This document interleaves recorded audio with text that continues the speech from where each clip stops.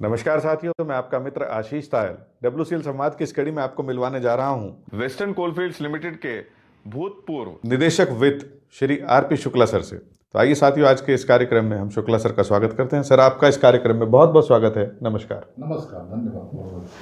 Sir, आप कोयला उद्योग को लगभग 4 दशकों तक अपनी सेवाएं देते रहे। अपने करियर के शुरुआती दौर से अभी तक की अपनी जीवन यात्रा हमारे कोयला परिवार के साथ साझा करने की कृपा कीजिए। सबसे पहले बहुत बहुत धन्यवाद याद करने के लिए।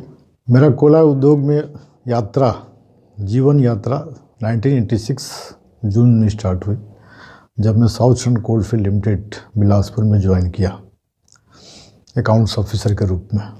और उस समय ये नई कंपनी बनी थी जिसको WCL से ही काट कर बनाया गया था और CCL कुछ पोर्शन था। 80% WCL का हिस्सा जो है ACCL में चला गया था। लगभग 10 साल मैंने बिलासपुर हेडक्वार्टर में काम किया और जिसमें कंपनी इस्टेब्लिश करना था वो चैलेंजिंग था, लेकिन बड़ा ही उस समय आनंद आया कि हम लोग कंपनी इस्टेब्लिश कर दिया। उसके बाद 96 में मेरा स्थानांतरण कोरबा फील्ड में हुआ, जहाँ से मेरी पोस्टिंग बाकी सबरिया में हुई, जहाँ पर लगभग मैं 6 साल सेवाएं दिया। और बाकी से फिर मैं कुसमुंडा आ गया 2002 में, वहाँ एरिया में पोस्टिंग मेरी रही। फिर 2008 में मेरा स्थानांतरण विश्रामपुर हुआ as a area finance manager. 2008 से लेकर 2012 तक मैंने विश्रामपुर में अपनी सेवाएं दी और उस समय बहुत ही काम करने का अनुभव हुआ, किस तरह फील्ड में काम करते हैं, किस तरह यूनिट में काम करते हैं। क्योंकि मैं हेडक्वार्टर से गया था, तो हेडक्वार्टर की वर्किंग और फील्ड की वर्किंग दोनों अलग होती है, उसका अनुभव हुआ।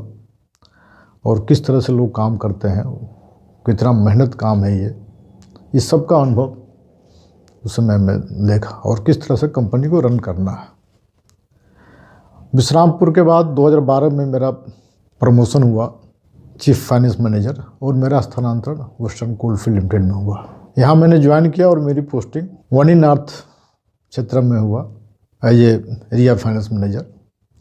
और दोनों जगह की वर्किंग का हमको समझने में थोड़ा सा समय लगा। यहाँ की वर्किंग अलग थी, ACCL की वर्किंग अलग थी। लगभग 3 साल काम किया, 12 से 15 से फिर मैं हेडक्वार्टर आ गया और यहाँ पर कास्ट मॉनिटरिंग सेल का मैं इंचार्ज रहा।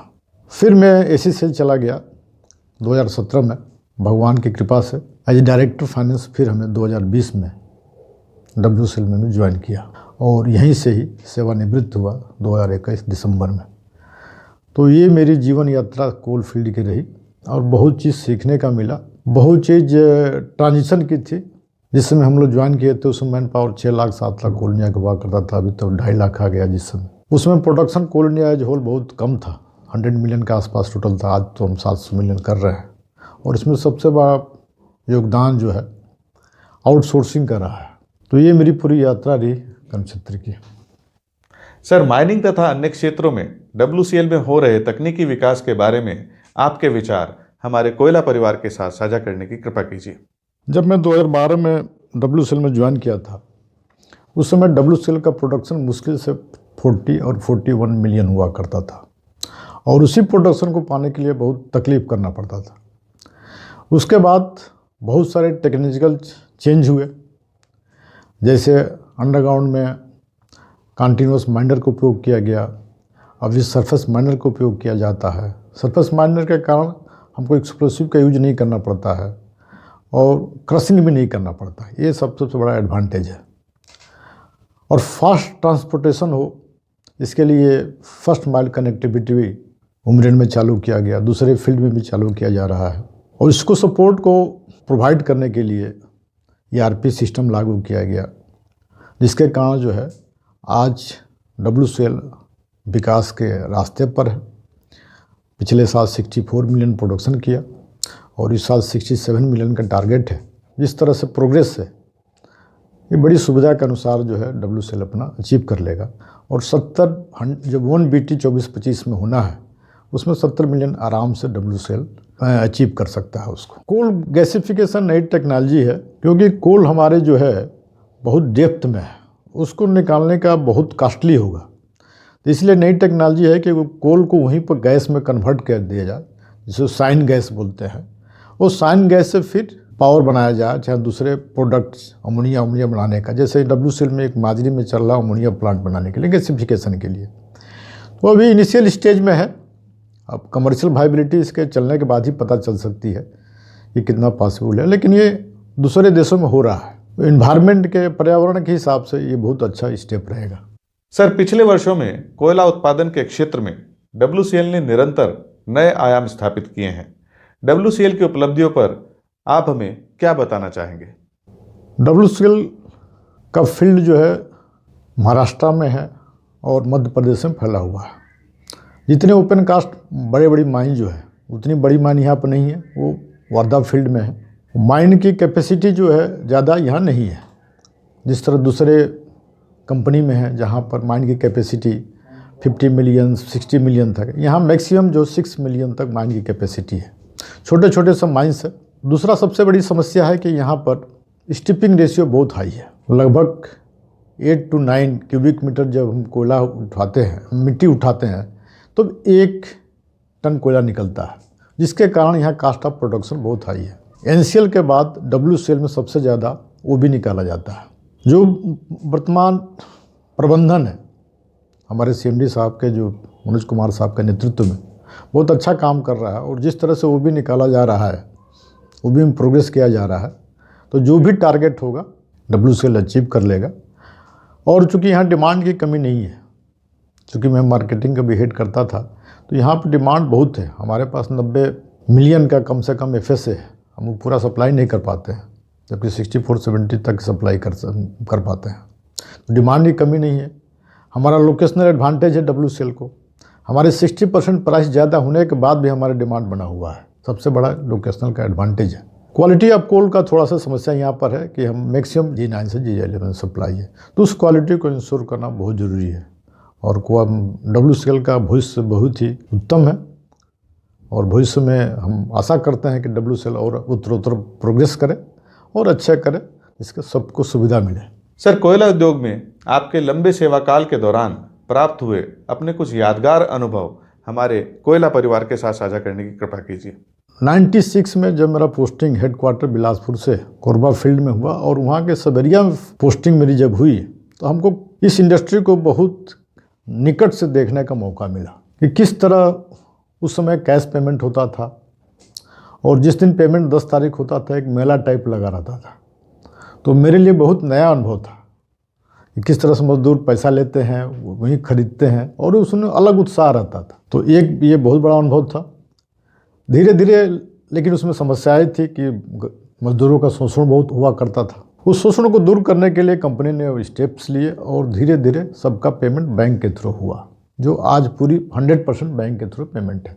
तो इसके कारण मजदूरों का शोषण रुक गया। पहले क्या था, अंडरग्राउंड माइंस ज़्यादा थी, प्रोडक्शन ज़्यादा होता था, लेकिन धीरे धीरे कोयला का जैसे रिक्वायरमेंट बढ़ा, पावर टेक्नोलॉजी चेंज हुई, कोयला का ज़्यादा रिक्वायरमेंट थर्मल पावर के लिए हुआ, तो ओपन कास्ट पर हमारा जोर हो गया। और आज जो है ओपन कास्ट से हम 96% प्रोडक्शन करते हैं, और 4% जो है अंडरग्राउंड से करते हैं। लेकिन पर्यावरण के दृष्टि से हमको अंडरग्राउंड से प्रोडक्शन बढ़ाना बहुत ज़रूरी है। 2017 में जब मैं यहाँ पर डायरेक्टर बन के आया WCL का, उस समय WCL की फाइनेंशियल पोजीशन बहुत ही ख़राब थी। WCL एक बीमारू कंपनी के रूप में घोषित होने वाला था। उसमें जब नेटवर्थ केवल 193 करोड़ था, और उस क्वार्टर में 2021 फर्स्ट क्वार्टर में 532 करोड़ का लगभग लॉस हुआ था। फर्स्ट बोर्ड मीटिंग में मैंने अकाउंट प्रेजेंट किया, और हमसे पूछा गया कि भाई आपका प्लान क्या है, कैसे इस कंपनी को आप उभारेंगे। चूँकि मैं WCL में काम कर चुका था, और मुझे पता था कि किस तरह से WCL को बाहर निकाला जा सकता है, तो मैंने 2 चीज़ पर जोड़ दिया। एक क्वालिटी पर, जिस पर 600-700 करोड़ रुपया नुकसान हुआ करता था पर साल का। मैं एक ही नारा रहा कि भाई डिस्पैच कीजिए विद क्वालिटी पर ध्यान दीजिए। और दूसरा एक OBR एडजस्टमेंट अकाउंटिंग होता है, उसके अनुसार जो है आप जितना कोयला निकालिए उसके प्रोपोर्शनेट आपको OB भी निकालना ज़रूरी है। अगर नहीं निकालते हैं तो फिर वो अकाउंट्स में समस्या होता है, अकाउंट्स में ज़्यादा चार्ज करना पड़ता है, जिसके कारण नुकसान होता है। उसी कारण जो है 19-20 के अकाउंट में लगभग 1400 करोड़ चार्ज हो गया था, जिसके कारण जो है कंपनी का परफॉर्मेंस बहुत ख़राब हो गया था। फिर उसको हम लोग ठीक किए और भगवान की कृपा से और यहाँ के टीम वर्क से मुझे विश्वास था टीम वर्क पर कि यहाँ की टीम काम करने वाली है, और वही लास्ट में प्रूव हुआ कि जब मैं ज्वाइन किया तो उस समय 550 करोड़ का लगभग लोन था और लगभग 800 करोड़ की लाइबिलिटी थी, जिसको लिक्विडेट करना बहुत मुश्किल काम था। उस समय चारों तरफ एक निराशा का वातावरण भी था, लोगों का समय से तनख्वाह पेमेंट नहीं होता था, 14-15 को नेक्स्ट वीक में मंथ में तनख्वाह पेमेंट होता था। तो पहले मैंने निराशा किस तरह दूर किया जाए कि लोग को लगे कंपनी जो है आगे बढ़ रही है।